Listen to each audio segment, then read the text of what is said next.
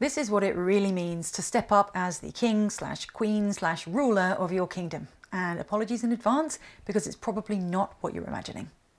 My name is Hazel Gale. I'm a former therapist turned author and creator of the fantasy mental health game Betwixt, which is where you can find all of my best and most creative tools for building self-awareness and self-compassion. And this series of videos is devoted to the, in my opinion, fascinating world of archetypal character arcs or journeys, as inspired by K.M. Weiland's book, Writing Archetypal Character Arcs. The Sovereign is my gender-neutral name for the more traditional king archetype, which is the fourth in a series of 6 archetypal journeys that map onto the archetypal human life. Here are all 6 renamed archetypes in the order they would take place.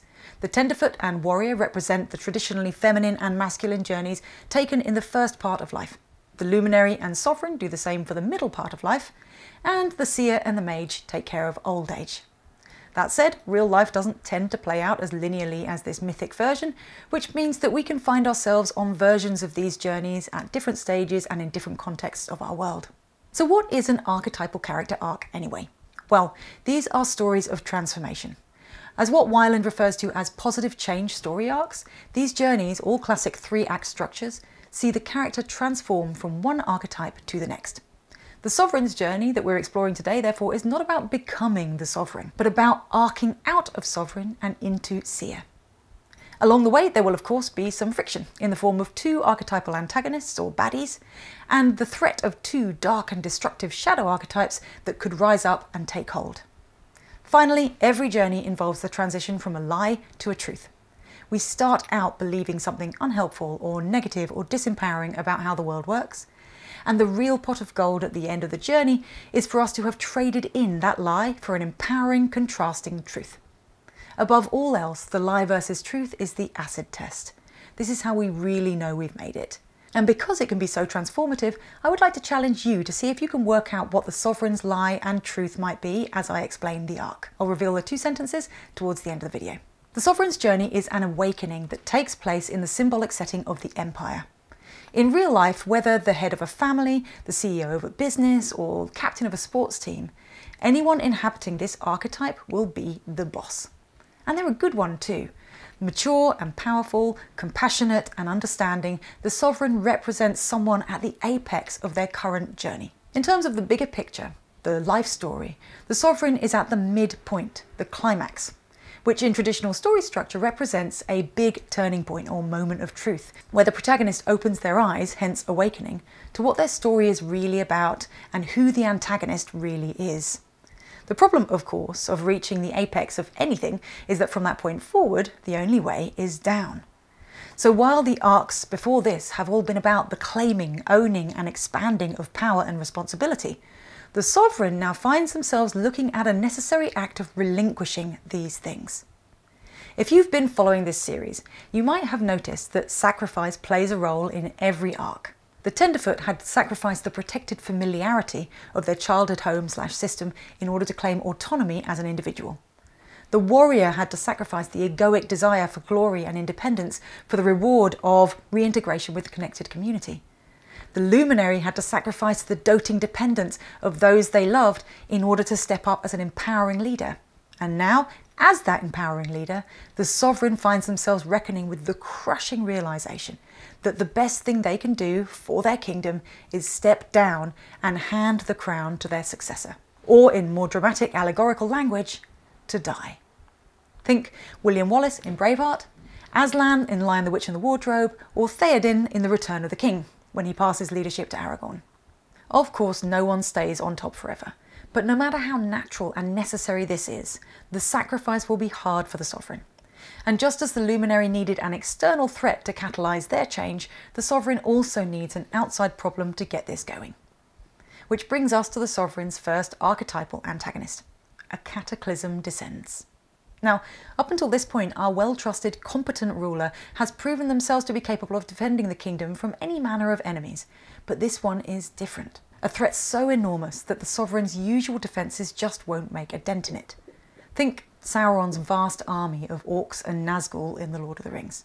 And even though others around them might not be able to grasp this yet, the Sovereign soon comes to the conclusion that this enemy cannot be defeated. Rather, their self-sacrifice is the only way to protect the realm. In real life, the cataclysm represents either a state of sort of systemic unease or a problem that is too big or different for the current way of doing things, and therefore requires some kind of dramatic restructuring. But psychologically, the cataclysm could represent something as simple as the need for growth and change. Things grow stale when they stay the same for too long. That's not how it's meant to be. So this story is about the inevitable situation in which we will need to let go of our hard-earned power or status or influence in some situation for the greater good and to keep things moving rather than desperately clinging onto a role or a relationship or whatever because we just can't bear the prospect of change. So this midpoint journey is all about the symbolic death that necessarily comes before rebirth. It's about going from the known to the unknown, from the organised and respected to the wild and different, from the established to the brand new. That, of course, is hard to take. And the sovereign will almost certainly succumb to their desire to prove themselves still worthy of their ruling role at some stage on this path, by trying to defeat the cataclysm using old methods that deep down they know will fail. And when they do, the second of the sovereign's archetypal antagonists will make themselves known. The rebels pose a threat from within the walls of the kingdom. Vocal in their displeasure following the sovereign's failed gambit, they attempt to sow the seed of doubt and dissension throughout the court, and ultimately try to usurp the sovereign. Psychologically, you'll know these rebels as the inner voices of self-doubt and shame that say, "See, you never deserved this role in the first place. Now everyone will see that you've always been a failure waiting to happen."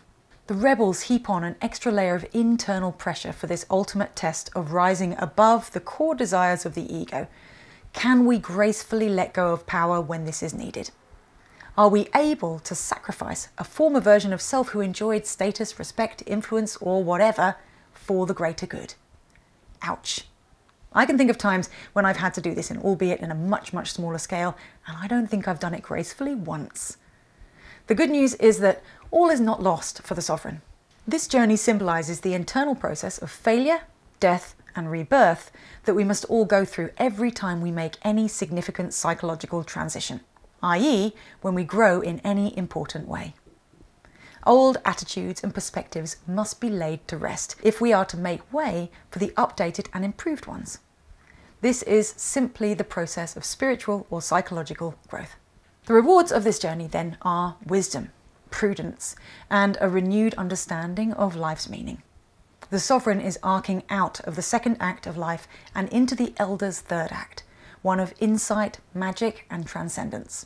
And this means that the sovereign will ultimately come to know the cataclysm not as an enemy, but as a teacher, and the transition as a gift. The sovereign is becoming the seer. So I wonder if you've worked out what the sovereign's lie versus truth might be. Fairly obviously, the conflict is one of strength versus surrender. The lie goes like this: physical strength is the pinnacle of human achievement. Or to translate that into something that will make a bit more sense to those of us who aren't leading an army to defend a kingdom, we can say objective power, control, and influence are at the pinnacle of human achievement. And the contrasting truth then that's claimed by a successful sovereign arc sounds something like this: spiritual strength requires me to relinquish my physical strength. Or, for an updated version, spiritual strength and/or wisdom requires me to surrender my objective power, control, or influence, along with the desire for these things. So did you come anywhere close? And perhaps more importantly, how does that transition feel for you as you consider it? Have you had to make a self-sacrifice of this kind in your life yet? Have you had to let go of some kind of power in order to gain wisdom? Also, is there a situation in your life where you suspect you may need to make this kind of transition in the future? And are you ready for that if so? Because, of course, success in this transition is not a given. And if the sovereign fails this climactic test, then they will have fallen prey to one of their shadow versions, the passive puppet or the evil tyrant, which we'll explore in the next video.